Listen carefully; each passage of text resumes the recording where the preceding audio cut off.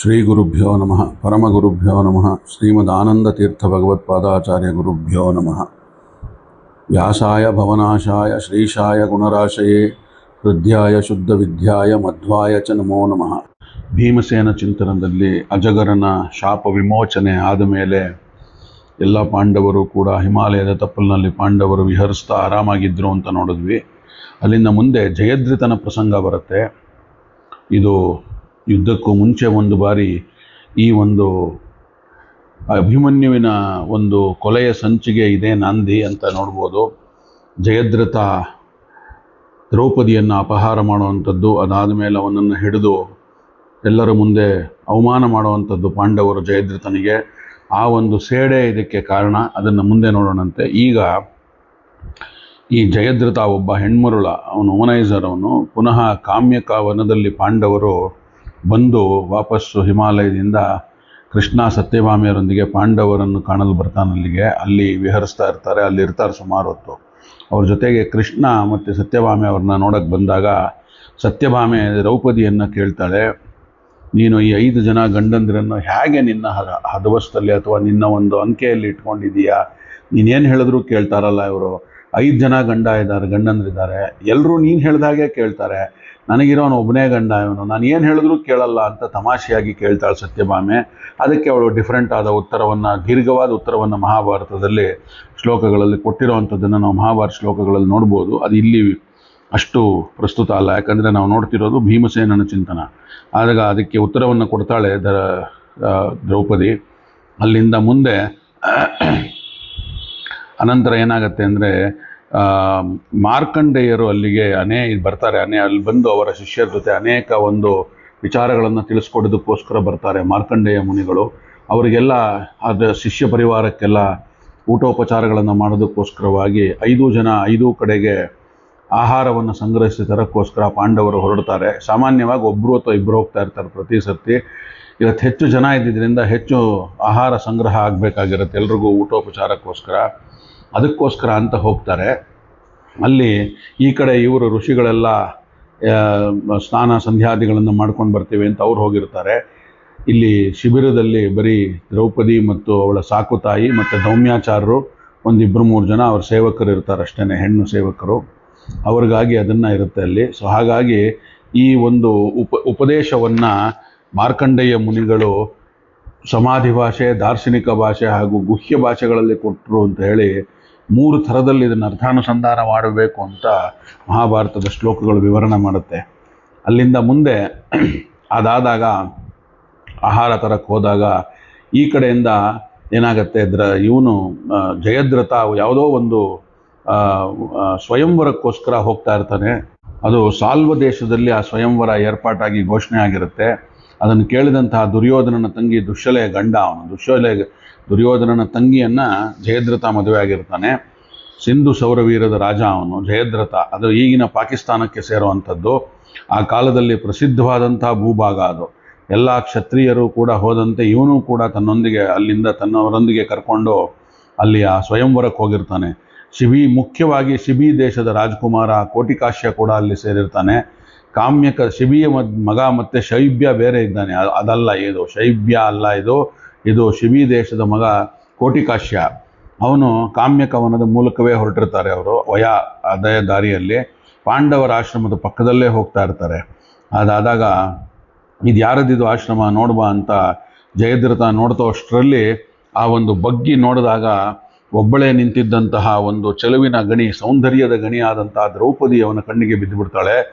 ನೋಡಿ ಸ್ವಯಂವರದ ಆಸೆಯನ್ನೇ ಬಿಟ್ಟುಬಿಡ್ತಾನೆ ಜಯದ್ರಥ ಅಂತ ಮಹಾಭಾರತ ಹೇಳುತ್ತೆ.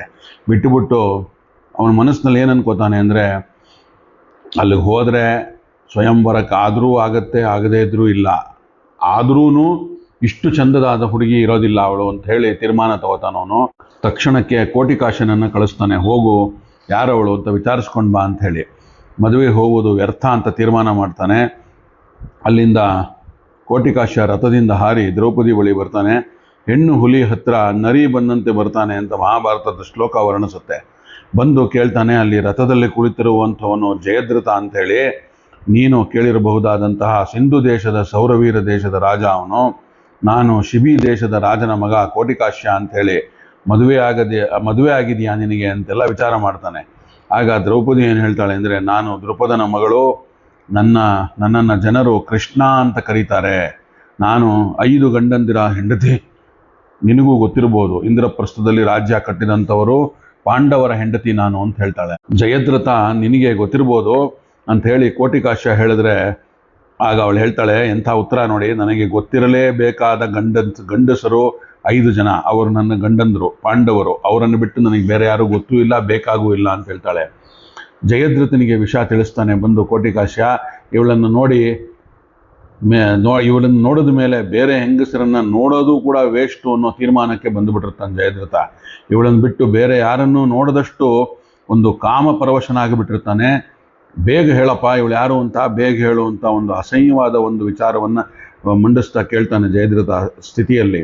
ಇವಳು ಪಾಂಡವರ ಹೆಂಡ್ತಿನಪ್ಪ, ಪಾಂಡವರು ಇಲ್ಲಿಲ್ಲ, ಎಲ್ಲೋ ಹೋಗಿದ್ದಾರಂತೆ ಅಂತ ಕೋಟಿಕಾಶ್ಯ ಹೇಳಿದ ತಕ್ಷಣ ಜಯದ್ರಥನಿಗೆ ಖುಷಿಯಾಗ್ಬಿಡುತ್ತೆ. ಈಗ ಇವಳನ್ನು ಅಪಹರಿಸಲು ಇದೇ ತಕ್ಕ ಸಮಯ, ಹೇಗೂನು ದುರ್ಯೋಧನ ನಮ್ಮ ಇವನು ಭಾವಮೈದ, ಅವನಿಗೂ ಪಾಂಡವರಿಗೂ ಆಗಲ್ಲ, ನಾನು ಇವಳನ್ನ ಎತ್ಕೊಂಡು ಹೋದರೆ ಅವನಿಗೂ ಖುಷಿಯಾಗುತ್ತೆ, ಆಮೇಲೆ ನನಗೆ ದುರ್ಯೋಧನನ ಸಪೋರ್ಟು ಸಿಗುತ್ತೆ ಅಂತ ಏನೇನೋ ಕ್ಯಾಲ್ಕುಲೇಟ್ ಮಾಡಿಕೊಂಡು ದ್ರೌಪದಿ ಹತ್ರ ನಿಧಾನವಾಗಿ ಜಯದ್ರಥ ನಡ್ಕೊಂಡು ಬರ್ತಾನೆ.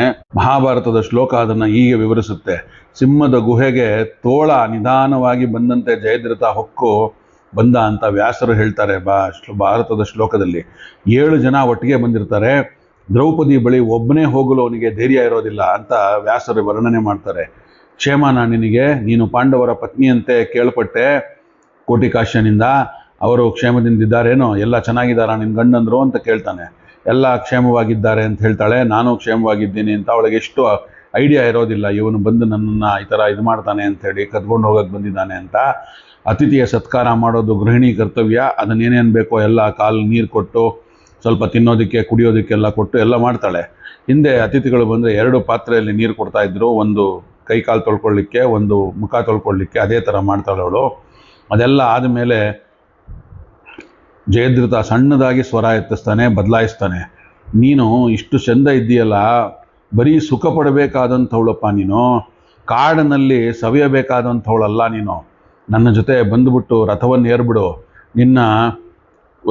ನನ್ನ ಹೆಂಡತಿಯಾಗಿರೋ, ನಿನಗೆ ಕಷ್ಟ ಅನ್ನೋದೇ ಏನು ಅಂತ ಗೊತ್ತಿಲ್ಲದೆ ಇರೋ ಥರ ಸುಪ್ಪತ್ತಿಗೆಯಲ್ಲಿಟ್ಟು ನಿನ್ನನ್ನು ನೋಡ್ಕೋತೀನಿ ನಾನು.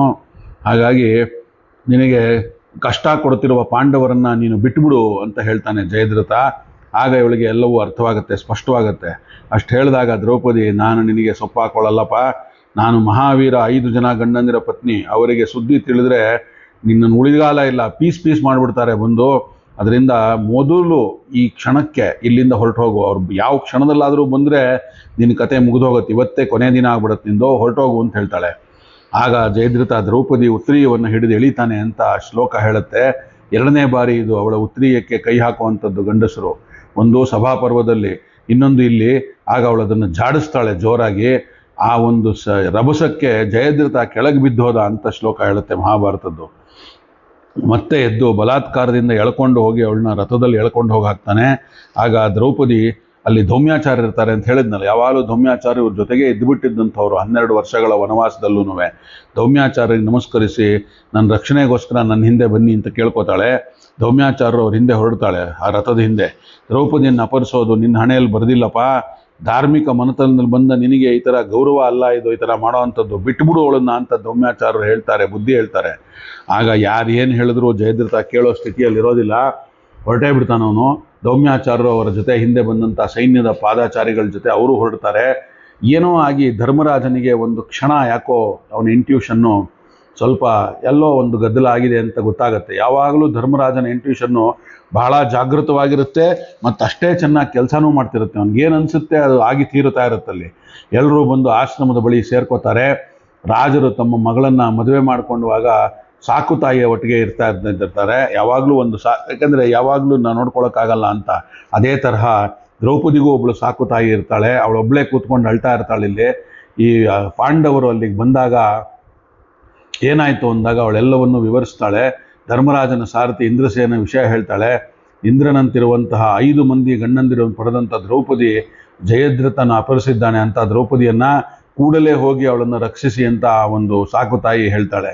ಅಲ್ಲಿಂದ ಮುಂದೆ ಹಿಂಬಾಲಿಸಕ್ಕೆ ಶುರು ಮಾಡ್ತಾರೆ ಪಾಂಡವರು ಜಯದ್ರಥನನ್ನ. ಸುದ್ದಿ ತಿಳಿದಂಥ ಪಾಂಡವರು ರಥದಲ್ಲಿ ಹಿಂಬಾಲಿಸಿ ಹೋಗ್ತಾ ಇರುವಾಗ ಕುದುರೆ ಗೊರಸಿನ ಶಬ್ದ, ಧೂಳು ಎಲ್ಲವನ್ನು ನೋಡಿ ಜಯದ್ರಥ ಸ್ವಲ್ಪ ಬೆಚ್ಚಿ ಬೀಳ್ತಾನೆ ಅಥವಾ ಸ್ವಲ್ಪ ಹೆದರುತ್ತಾನೆ ಅನ್ನುವಲ್ಲಿಗೆ ಇವತ್ತಿನ ಈ ಒಂದು ಭೀಮಸೇನ ಚಿಂತನವನ್ನು ಇಲ್ಲಿ ನಿಲ್ಲಿಸೋಣ.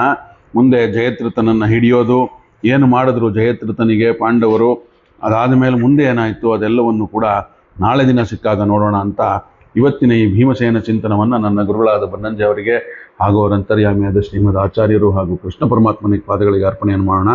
ಶ್ರೀಕೃಷ್ಣ.